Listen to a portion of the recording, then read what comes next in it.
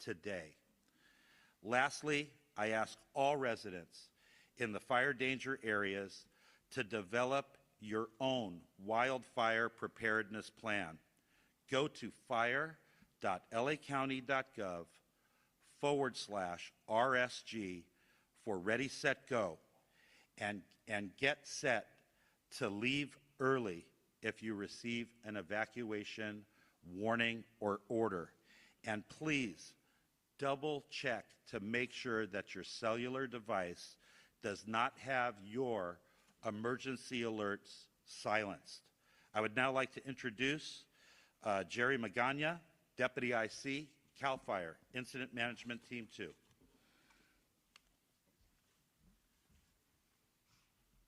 Thank you, Chief. Good morning. My name is Jerry Magana, representing the incident management teams for the Palisades and Eaton Fire. I just wanted to once again thank the partners and cooperators for all of their continued teamwork with these incidents. We couldn't do it without each other and without the support of the community. As mentioned, for both fires, I just wanted to continue to stress the fact that it is important that the public stay informed on the process and what is happening each day on these incidents. With all of the press briefings that are given, a ton of information is being put out there. Just please make sure that you are aware of the information for your impacted area. As a whole, for both incidents, DINS inspections continue and will be thoroughly processed to get the latest information out to you so that you have the ability to gather that information and move forward within your process. USAR operations continue for both incidents, and we will continue to update our cooperators and partners with the latest and greatest information. And today you'll also be hearing about the disaster recovery centers that are being opened, more detail to follow, but we just wanted to make sure that you as the public are getting all the information that you need to move forward in the process, and that all of us up here on this stage are working together for you to get you the information that you need. Please stay patient with our process. We will get you in as soon as we can. Thank you. Chief Crowley. Yeah, Chief Crowley. Sorry about that. Okay. Well, good morning, everyone. Kristen Crowley, Los Angeles City Fire Department Fire Chief. Mayor Batts and I recently conducted an aerial survey of the impacted areas. Our focus was on evaluating the size, the scope, and the complexity of these fires to gain a full understanding of its total impact on our communities. This assessment was essential as we begin planning and prioritizing resources and support needed to make sure that we can facilitate in the recovery efforts here and now. Our goal is to address both the immediate challenges and the long-term needs of those infected by these devastating events. Yesterday, I also had the opportunity to meet with our international partners from Mexico to express our heartfelt gratitude for their assistance. The outpouring of support from both near and far, I tell you, is absolutely remarkable. I also had the opportunity just to take a moment to talk with people, and I cannot tell you how many times everybody has been asking about our firefighters and our first responders, and they're asking, how are they holding up? I visited our field resources, the Emergency Operations Center, our Department Operations Center, and I tell you, our firefighters and first responders are standing strong. They hold their heads up high, and they will continue to work hard for you. Thank you for your care and concern, and I tell you, our thoughts and prayers holistically are with everybody that has been impacted by these fires. I will now provide just a brief update on the Palisades fire. This fire is now at 23,713 acres with 17% containment, with 5,200 personnel that are assigned to the incident. Firefighters will continue to work tirelessly throughout the day to increase containment lines, prevent further spread, and address any flare-ups. The Hearst fire, 799 acres at 97% contained. Now, to all of those who have lost so much and to those who still have not returned to your homes, know that everybody involved in this incident in the Los Angeles region is focused on you. I want to express my heartfelt gratitude to the community that has given so much back to those impacted as well as to our LAFD. And thank you to the LAFD Foundation that provides vital equipment and funds critical.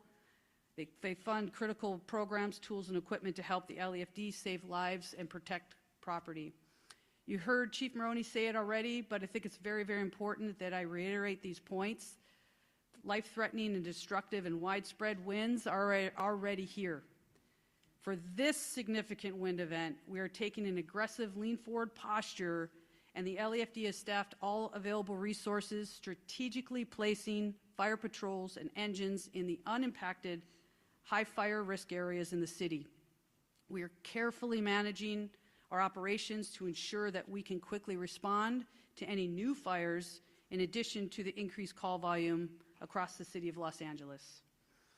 I urge, and everybody here urges you to remain alert as danger has not yet passed. Please follow all evacuation warnings and orders without delay and prioritize your safety. Thank you. I would like now to introduce our next speaker, Los Angeles County Sheriff Luna. Good morning, and thank you, Chief.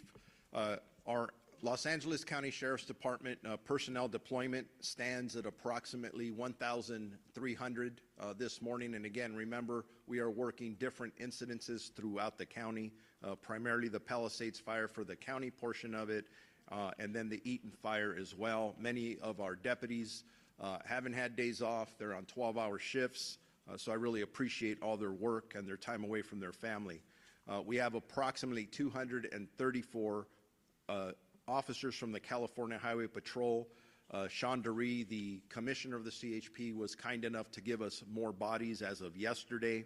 We also are being assisted by 16 agents from the Drug Enforcement Administration, and they're not working narcotics. They are here assisting us, and we're getting calls from a lot of our law enforcement partners, so we're very grateful that they're here to assist us. We have well over 600 National Guards personnel that are deployed to not only the Los Angeles County Sheriff Department areas of responsibility, but the Los Angeles Police Department, Pasadena, Santa Monica, and other places as well. Evacuation orders, we have approximately 88,000 residents that are still under evacuation orders. And regarding evacuation warnings, we have approximately 84,800 residents that continue to be under warnings. There is a decrease in these numbers, but as our fire partners have stated, it is still very dangerous for the next 24 hours. So we're keeping a very close eye. That's why we have not downgraded the number of personnel. If fire tells us you've got to go here because the wind's blowing this way and we need to do evacuations, that's where we are going.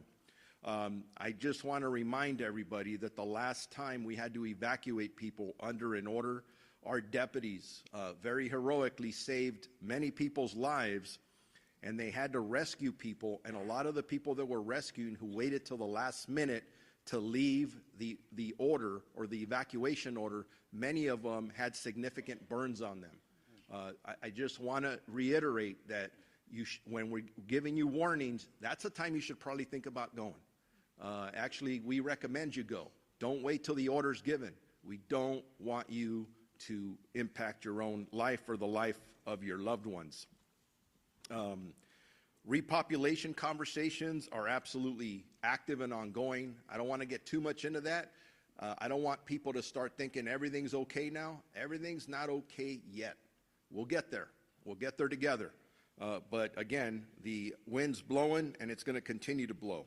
Curfew is still in effect. It was in effect last night. It's going to be in effect tonight again, starting at 6 p.m. all the way to 6 a.m. This is for the impacted evacuation order areas.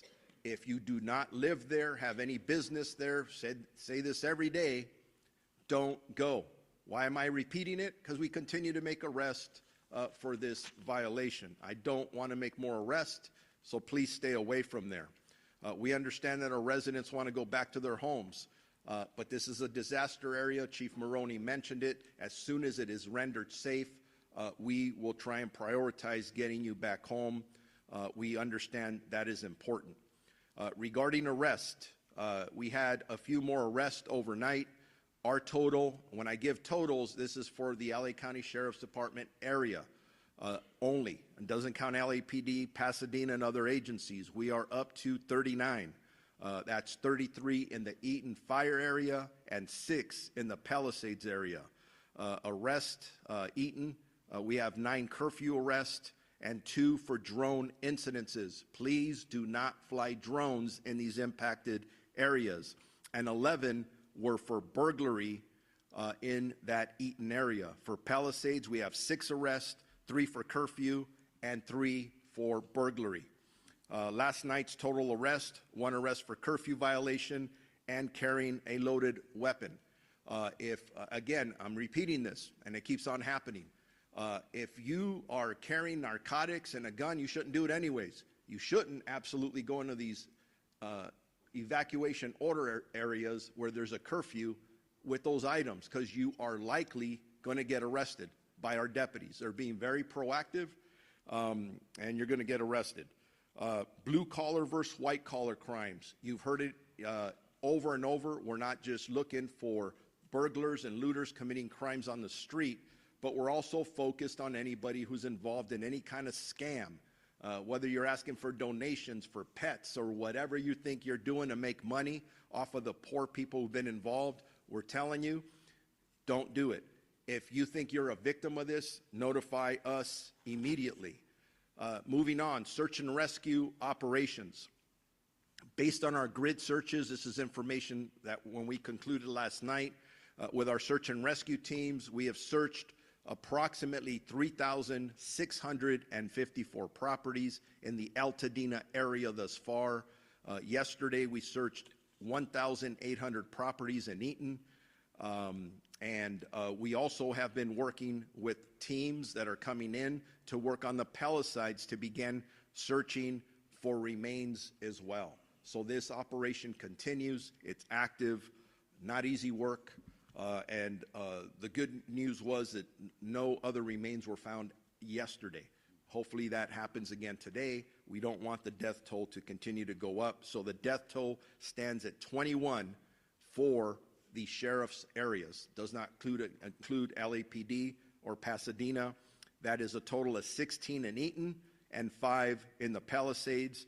We are actively working 24 missing person cases, 18 in the Eaton area, 6 in the Malibu area, all adults.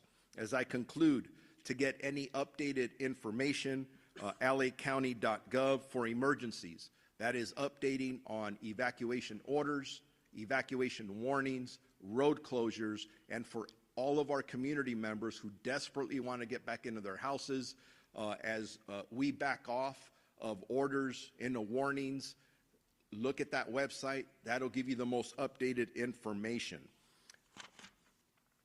And donations, Emergency Network Los Angeles. I continue to be absolutely amazed with our community. All the positives, they want to donate, they want to help, that's where you go. Thank you very much, and I'm introducing the Los Angeles Police Chief, Jim McDonald. Oh, before you come up, just one quick thing, because I'm being asked this question. If a lot of you are concerned seeing police cars up and down our freeways and their lights and siren on, don't let that alarm you. Whether it's sheriff cars, LAPD cars, CHP cars, we're responding in tandem as they're being requested by the incident commanders to respond to several different locations. Those are your tax dollars at work. Our men and women working their butts off. They're getting to one place to another as quickly and as safely as possible. Now Jim McDonald's coming up. Well, good morning. I just want to let everyone know that as we enter into another period of dangerously high winds, we remain deployed and ready to assist with any additional evacuations should that need arise. While peak winds are not expected to be as strong as last week's wind event, they still pose a tremendous threat And if you're asked to evacuate, please listen to all evacuation orders, as they are meant as a life-saving measure. As has been the case over the last few days, LAPD is focused on maintaining your safety and the safety of your properties as we move forward. As far as deployment goes, LAPD officers are still performing increased patrols in the areas impacted by the fires, and we ask for your continued cooperation, especially with our officers who deployed at various checkpoints throughout the evacuation zones. We understand the frustration and your desire to see your homes firsthand, but until CAL FIRE tells us that the impacted areas are safe for repopulation, we can't allow you to return. For the upcoming 24-hour period, LAPD will continue to deploy approximately 750 officers to the impacted areas with support from the Los Angeles Airport Police, Port Police, and the National Guard. They have 200 soldiers assigned to the Palisades event, and we're certainly grateful for their support. We're supporting the fire area with these badly needed resources while continuing to respond to calls throughout the city. I'd like to thank our LAPD officers and everybody who's represented by those who are standing here today, who are working on overtime away from their homes and families, going the extra mile to keep Los Angeles safe. On the missing persons front, we're still actively investigating all reports of missing persons and have dedicated resources to these efforts. As of this morning, we have 34 people reported missing. 21 of them have been found safe. Of the 13 remaining, 2 have most likely been found deceased but have yet to be positively identified. 11 remain unaccounted for. In total, 3 fatalities that are fire-related. 1 fatality died at a hospital but was not reported missing. On the arrest front, we've made 14 arrests. Failure to obey curfew were 3 of those, impersonating an officer 1, impersonating a firefighter another, unauthorized entry to a closed emergency area 2, DUI 1, vandalism 1, possession of ammunition and burglary tools another 1, burglary 2, and conspiracy to commit burglary 2 additional. We have 3 noteworthy arrests throughout the, although outside the fire zone, very significant to our efforts as we continue to battle fires that threaten our community. On Sunday night, our North Hollywood officers responded to a call of a possible arson suspect who was using a barbecue lighter to light fires. Officers arrived on the scene, and the suspect was arrested for an outstanding felony warrant for arson and booked into Van Nuys Jail. On Monday, 2 additional arrests related to the fires. The first took place at 5700 Van Nuys Boulevard at approximately 16:30 hours. Our West Valley officers responded to a radio call for an arson suspect who had ignited a nearby brush. Upon arrival, LAFD was at scene extinguishing the fire and directed the officers to the possible suspect, who was taken into custody there. The suspect was booked for arson, again at Van Nuys Jail. Our second arrest took place at 11820 San Vicente Boulevard in West LA area. Officers responded to a radio call of an arson suspect at the location who had ignited a nearby trash can, which was extinguished by the LA City Fire Department. Citizens directed the officers to the suspect location, where he was then taken into custody without incident. Video from local businesses showed footage of the suspect starting fires in that area. He was booked into our jail for arson.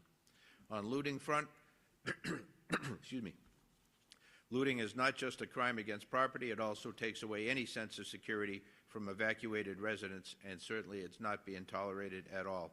LAPD officers are working around the clock to prevent looting in impacted areas and will identify and apprehend those responsible. However, we cannot do this alone. We need your help. And as you heard from the accounts I gave you, it was residents of our city and county who have stepped forward, made observations of people lighting fires, called the police, we responded, and were able to take them off the street. So thank you for those who have been involved in that, and I ask for your vigilance as we move forward. We're asking all members of our community to join us in this effort by reviewing your personal security footage, whether from Ring cameras, home security systems, or any other recording devices. Even seemingly small details can make a big difference in our ongoing investigations.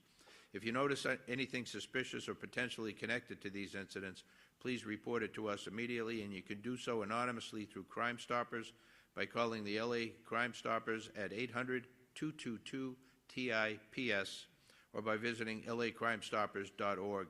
You can also provide information regarding the Palisades fire by submitting tips by texting ATFLA to 63975, and then follow the link to be able to create a report. Our collective safety depends on the partnership between police and our community. Together we can ensure that those responsible for these crimes are brought to justice and that our neighborhoods remain safe. Sheriff Luna talked about the curfew. Likewise, in the city, the curfew order will remain in place tonight from 6 p.m. to 6 a.m., and unless you're public safety personnel or disaster workers, you have no business being at these locations, and if you are in those areas, you are subject to arrest. As I've mentioned, we've already made a number of arrests for individuals who are not listening to these orders, and we want to be very clear about that we will find you if you're out there and you will be arrested. Please allow our teams to focus on the recovery efforts. Enforcing a curfew helps us identify individuals who have no businesses in these areas and also protects public safety personnel who are operating in darkness and often very, very difficult conditions. In closing, I want to reiterate that our department is committed to the recovery efforts, and for however long that will take, we will continue to work alongside our other partners to make sure that our community has the resources that you need to recover and ultimately rebuild. Thank you for your patience and cooperation during this difficult time. Now I'd like to introduce LA County Public Health Chief Deputy Director, Dr. Anish Mahajan. Doctor. Good morning, Anish Mahajan, LA County Department of Public Health. I want to begin by sharing our heartfelt condolences and extending our deepest sympathies to those who have lost their homes and endured profound devastation caused by the fires. Please remember that you are not alone, and we stand with you during this incredibly challenging time. To our first responders, we are deeply thankful for your remarkable courage and relentless efforts in the face of such overwhelming adversity. I would also like to take a moment to acknowledge each of our county supervisors, as well as the mayor, for their steadfast commitment and compassionate guidance, as well as the county and city fire departments, along with the many partners whose exceptional teamwork has been invaluable during these difficult times. Now, the impact of the wildfires has been far-reaching, leaving individuals and families not only grappling with the losses of their homes and cherished belongings, but also facing urgent health and medical challenges. Many have been displaced, separated from their usual healthcare providers, and are in need of essential medications. In response, Public Health will be establishing a Medication Access Assistance Service Center at each of the disaster recovery centers starting today. There will be 4 to 5 nurses and 1 physician from each site from Public Health, along with a paramedic team from EMS. Nurses at the sites will assist families with information, education, referrals for clinical health concerns, including getting access to medications for those who lost their medications in the fire by helping them connect with their pharmacy or their usual provider. If refills are unavailable or if they face challenges in connecting, the nurses at each site will connect with the physicians and pharmacists that we have at the Department of Public Health telehealth service to provide new prescriptions to bridge families until they can connect with their usual source of care. For patients needing assistance with treatment for opioid addiction, the Medical Assist Therapy, the MAT consult line at 213-288-9090, that's 213-288-9090, is able to offer these prescriptions and operates 7 days a week from 8 a.m. to midnight. I'd also like to say a couple of words about the high winds that we're expecting in air quality. The South Coast Air Quality Management District has issued a wind-blown dust advisory due to the strong winds that we're going to see starting this afternoon. High winds may disperse the ashes from the Palisades, Eaton, and other fire burn scars. Wind-blown ash from burned structures may contain higher air toxic levels. If you see the ash, take precautions to reduce your exposure. If you're in the area that's impacted by the ash, you should wear proper respiratory masks, such as an N95 or a P100 mask, to help protect you. These masks are specifically designed to reduce the exposure to harmful fine particles found in the ash and smoke, which can penetrate deep into your lungs and cause serious health problems. And remember, ash is not just dirt, it's hazardous fine dust that can irritate or harm your respiratory system and other parts of your body where it lands. Also note that cloth masks, medical masks like the regular blue ones, bandanas, they do not provide adequate protection against ash and fine particles. They're not designed to filter out these hazardous materials. You really need to wear an N95 or a P100 if you're seeing the ash in your area to protect yourself.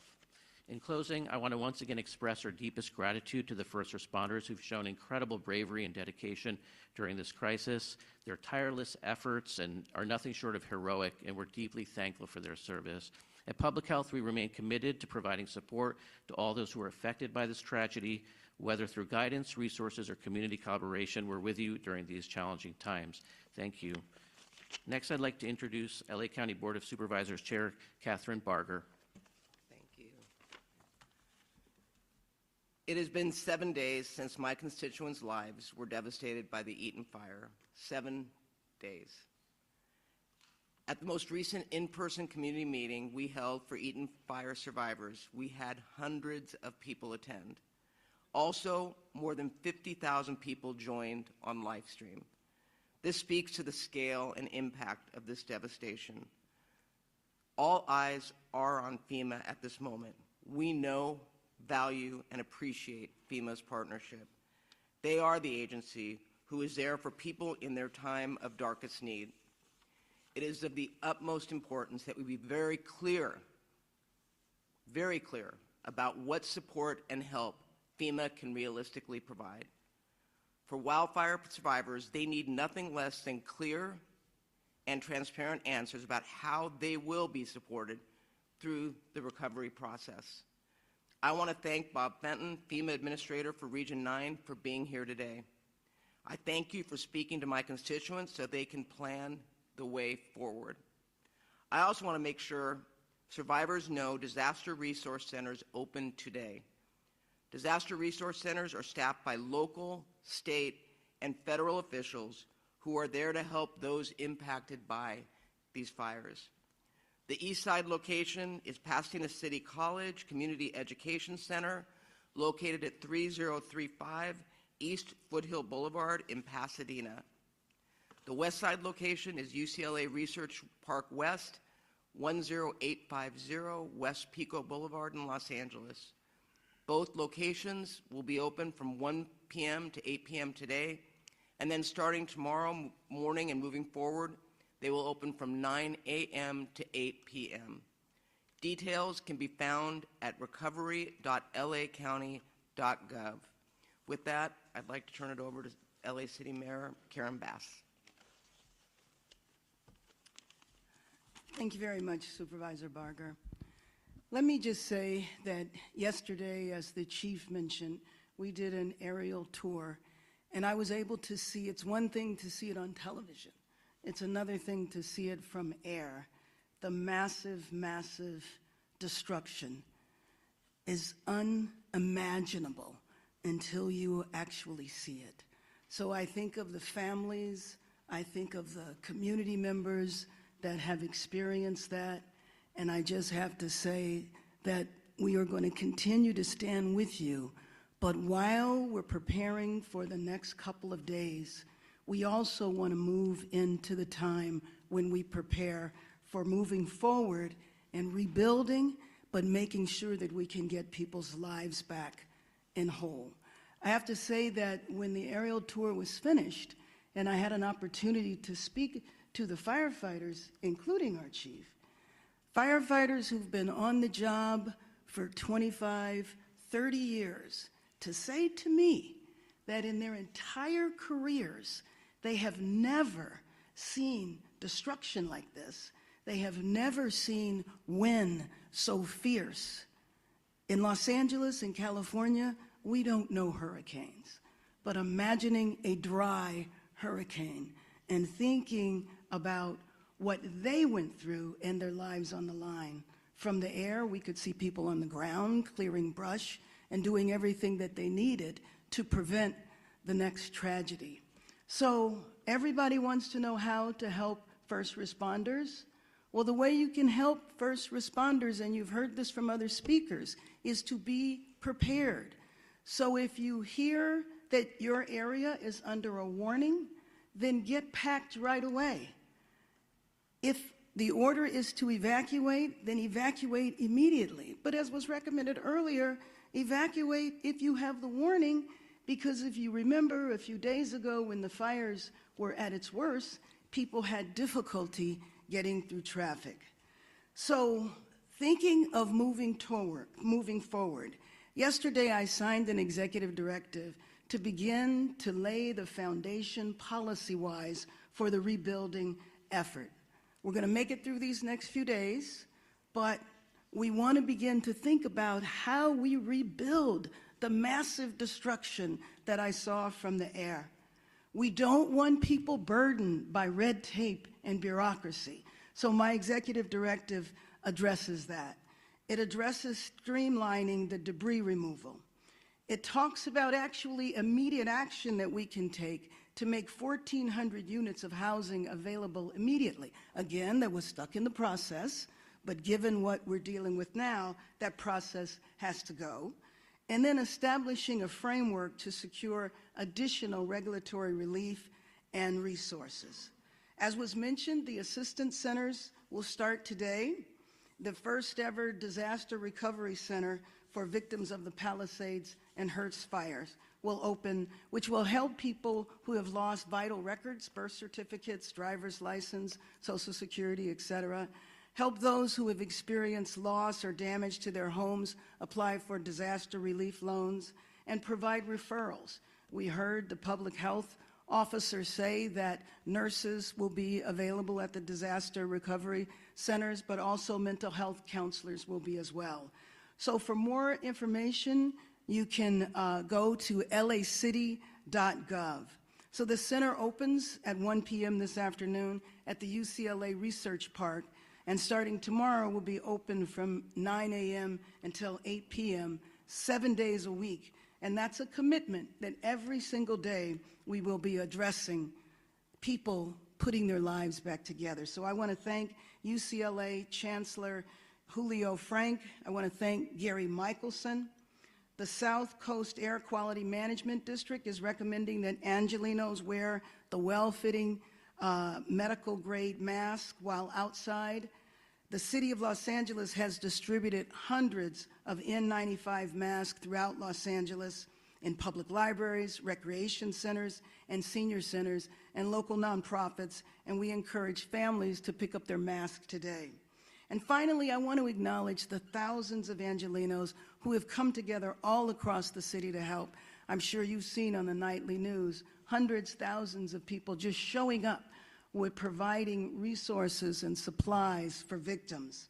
But I also want to thank Disney, Netflix, the Wasserman Foundation, Hilton Foundation, Annenberg, SNAP, and so many others for donating millions of dollars to relief efforts.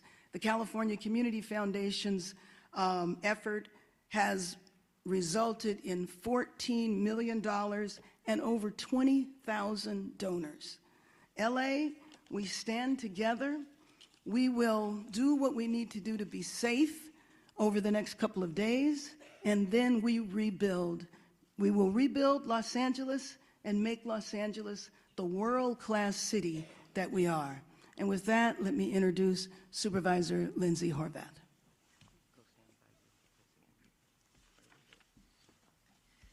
Thank you very much. As you heard, the Palisades fire updates include 5,100 personnel in the Palisades alone. We are giving this fire everything we've got. This is a particularly dangerous situation from now through tomorrow. The strongest winds will be this evening, and we ask everyone to get prepared now to evacuate. The libraries in Los Angeles County have FEMA staff available until 5 p.m. to provide assistance. If you have received a denial on the FEMA website, do not get discouraged. Come to one of these locations in person to get help. Our disaster recovery centers, as you have heard, are open from 1 to 8 p.m. today at UCLA Research Park West and Pasadena City College as well. LA Department of Public Health is providing medication access assistance at the disaster recovery centers starting today for those who lost medication in the fires.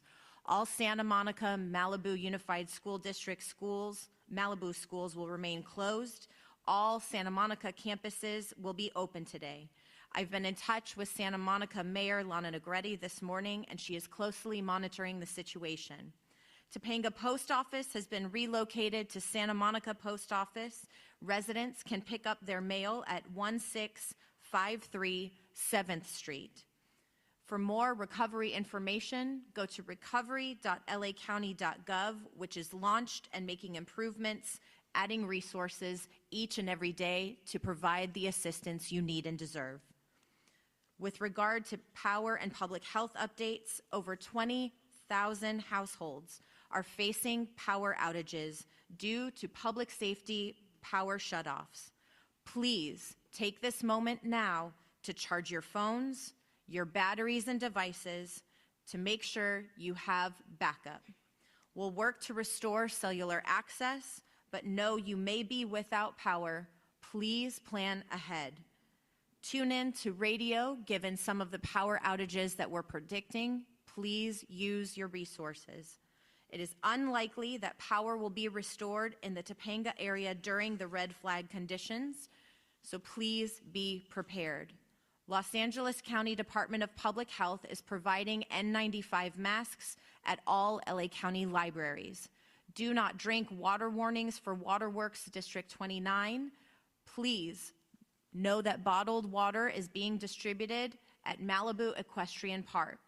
Do not drink water warning for 90272 zip code and the area north of San Vicente.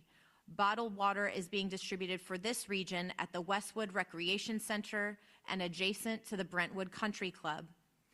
Our LA County emergency proclamation will be ratified at our board meeting later today. This cuts red tape for the county to provide resources as well as to receive state and federal assistance. It prevents price gouging. This includes on rent and housing options, which we know have been impacting people's ability to have shelter. It also includes other ways people are taking advantage of this disaster, and these will not be tolerated. This proclamation also declares a local health emergency to ensure continuity of critical health services and ensures continuity of education for our displaced students. It also creates opportunities to secure financial support and resources for those impacted. To stay informed about the emergency, you can go to emergency.lacounty.gov for the latest updates. And I want to echo the gratitude for all those who are on the front lines, as well as their families who are supporting them, waiting for that call. We are giving them all of the support that we have to ensure they come home safely. We are grateful to the volunteers who are showing up, as well as for the additional proclamation by our Governor, Gavin Newsom, expanding a special session to provide $1 billion to augment the FEMA response, as well as $1.5 billion to bolster state preparedness efforts. We are in constant communication with the White House, Congress, and our state legislature. All levels of government are aligned to support our community members. We especially appreciate FEMA being on the ground to provide assistance, and together we will rebuild. Next up, FEMA Administrator Region 9, Robert Fenton Jr. Well, thank you. Just first like to talk about some of the actions that we're doing to support LA County, LA City, and all the communities impacted. Our first area is focusing on the response and making sure that all the resources are here that are needed to support the firefighting and ensuring that we're reimbursing all the costs incurred with that effort at 100% as the President directed. The second area we're focused on is really helping those individuals that have been impacted by this fire, and that's really where I want to focus my comments in the discussion today. FEMA's assistance is now available for individuals and households impacted by the fires within the LA County area. FEMA has expedited delivery of serious needs assistance. We've already had over 40,000 applications and provided over $8 million. The serious needs assistance is a one-time payment program to help survivors cover costs such as water, food, infant formula, gas, etc., that you may have had since having to be evacuated for the fire. Other forms of FEMA assistance include help with transportation costs, medical bills, personal property, and even, unfortunately for some, funeral costs. FEMA will also help with temporary housing, which includes rental assistance, hotel rooms, and other resources, home repairs, and displacement assistance. I encourage every head of household to apply to FEMA assistance. Not every member of the family has to apply, just the head of the household. And if you're renters, where there's multiple renters for a property, as long as you're each on are renters, you can each apply individually. If you have been evacuated and received damages from this fire, go ahead and register at the disasterassistance.gov website. You can call us at 1-800-621-3362, or you can use the FEMA app to register. If you're affected by the fires and have insurance, you should contact your insurance company and file a claim first before coming to FEMA. After you receive your settlement, contact FEMA if you have unmet needs. You need to submit your insurance documentation to receive any FEMA assistance beyond the serious needs assistance if you were insured. FEMA assistance is not a substitute for insurance and cannot cover all the losses caused by disaster. FEMA assistance is intended to really cover your basic needs and help jumpstart the recovery process. Thankfully, to recent legislation, now changes have occurred that allow FEMA to assist those that are underinsured. However, our maximum grants are $43,600, and there's two different categories for those. So that is the maximum assistance we can provide. There's other federal agencies, such as SBA, that could do low-interest loans, and there'll be other forms of assistance to help with some of those unmet needs. We have FEMA staff at various sites across the community to help you apply for FEMA assistance, and are embedded in the first two local disaster recovery centers opening today at 1 p.m. Again, if you're going to go to the recovery center and seek assistance from FEMA with your application, I'd ask that you start the process and register online so our individuals can help you with your application and bring your registration number and any identification you have. I'm working closely with the state of California and local partners to assess the ongoing situation and determine what other FEMA support may be most effective to the communities that have been impacted by this fire. One of the things I wanted to address, and the sheriff talked a little bit about it earlier, is fraud. And unfortunately, we see it common after disasters. Why we hope the best from people, unfortunately, there's some out there that have other objectives in mind. And so please go ahead, and if you hear of fraud, communicate it. Anyone representing FEMA will give you identification if they are talking to you about your application. And we recently launched a rumor webpage on our disasterassistance.gov webpage, and you could go into it and just search common rumors. And there's a list of rumors that are out there right now.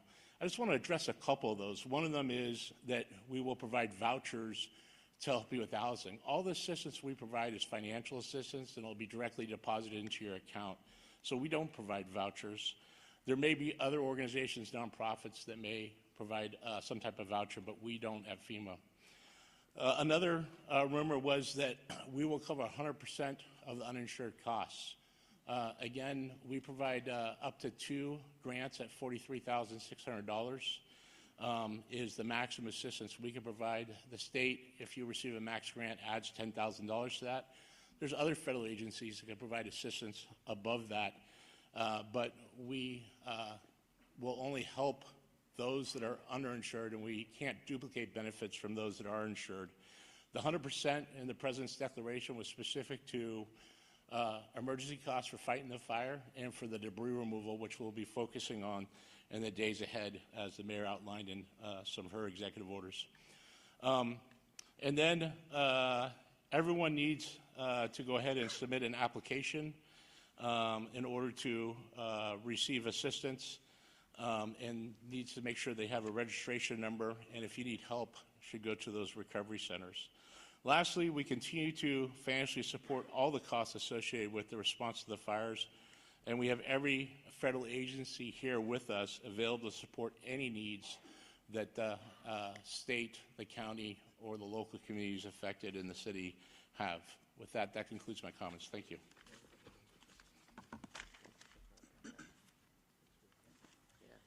Thank you, and Chair Catherine Barger thanks the following elected officials for being here today, showing up and showing their support. We have Los Angeles County Supervisor of the 1st District, Hilda Solis, Los Angeles County Supervisor of the 2nd District, Holly J. Mitchell, Congressman George Whitesides, and State Senator Sasha Renee Perez. This is the end of our press briefing. We will do one-on-one briefings. There will be a press gaggle for City Mayor over here on my left, and for other one-on-ones, please approach and we will connect you to the appropriate speaker. Thank you.